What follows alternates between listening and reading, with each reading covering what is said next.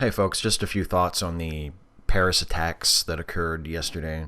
Actually, before I get too far into that, I feel it's only appropriate to acknowledge that Paris was not the only place to recently suffer a terrible terrorist attack. The day before the Paris attacks, there were suicide bombings in Beirut that killed 43 people, I believe.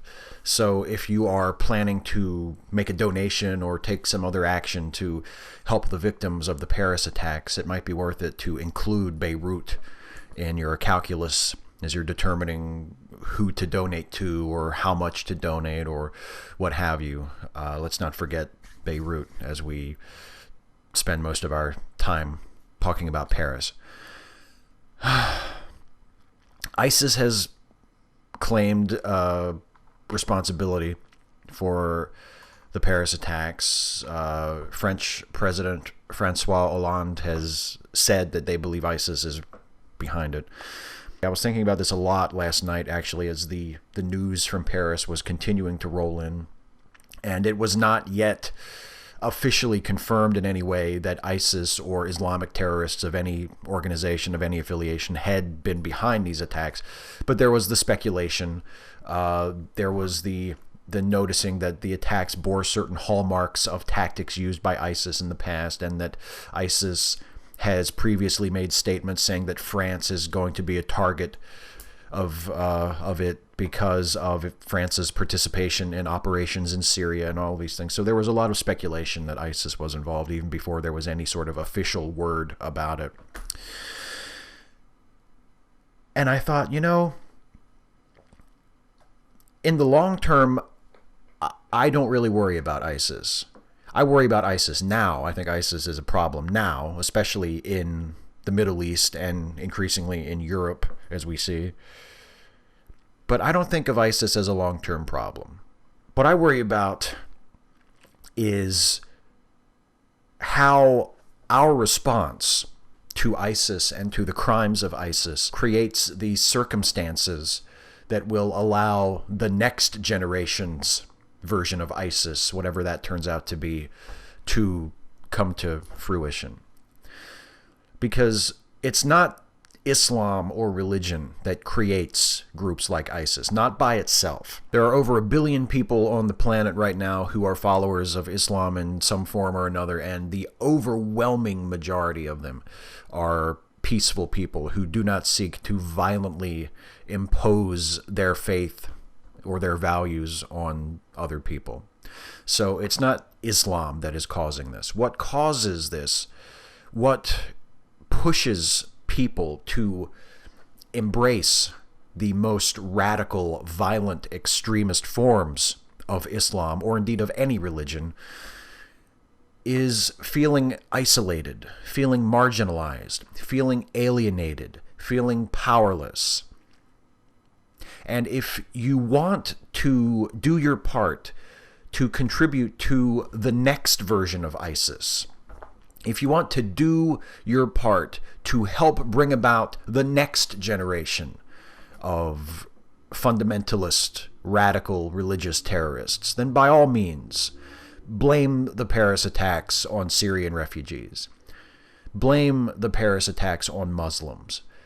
Make sure that all those people who are coming into Western countries fleeing the sorts of violence and terrorism and barbarism that is represented by ISIS, make sure you send the message to all of those people that you think this is their fault. Because I guarantee you nothing will help to bring about the next generation of terrorism. Nothing will help to fuel the resentment and rage and anger that will create the next version of ISIS than you doing that. Blame the refugees for this. Blame Muslims in general for this. When moderate Muslims, when modernists in the Muslim faith denounce these terrorist attacks, make sure that you don't accept that. Make sure that that's not good enough for you. Make sure you send the message that you consider Islam and Muslims to be your enemy to such an extent that even those who renounce acts of violence and terrorism are not good enough for you, that you accept nothing short of them renouncing their entire faith and their entire culture. And anything short of that is just, they might as well be siding with the terrorists. Make sure you send that message. And I'm speaking especially to my fellow atheists on this, who have taken these tragic attacks, these horrible acts of violence as an excuse to attack not terrorism, not extremism, not the various actions or the various forms of Western foreign policy that have helped to create the scenarios that have birthed these violent extremists, but to just blame Islam in general for it.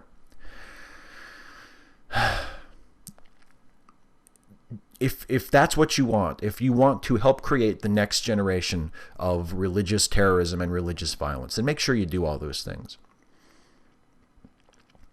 If you want to do your part to prevent that sort of thing from happening, if you want to do your part to minimize the anger and the resentment that fuels the next generation of ISIS, then reach out to people. Make it clear, if you happen to know any Syrian refugees, if you happen to be nearby any refugee communities or any Muslim communities that you think are being unfairly targeted, you think are being unfairly blamed or vilified in the wake of this incident, make sure you speak up for them, not against them. Make sure you let other people like you, other non-Muslims, other Westerners, other Americans, other whatevers, make sure you let them know that you stand with the refugees. You stand with the Muslims who are being unfairly maligned and blamed for the Paris terrorist attacks.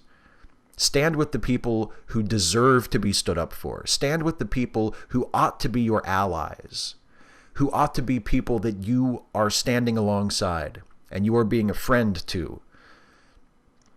Make them feel included in your community. Make them feel valued. Make them feel important. Make them feel welcome.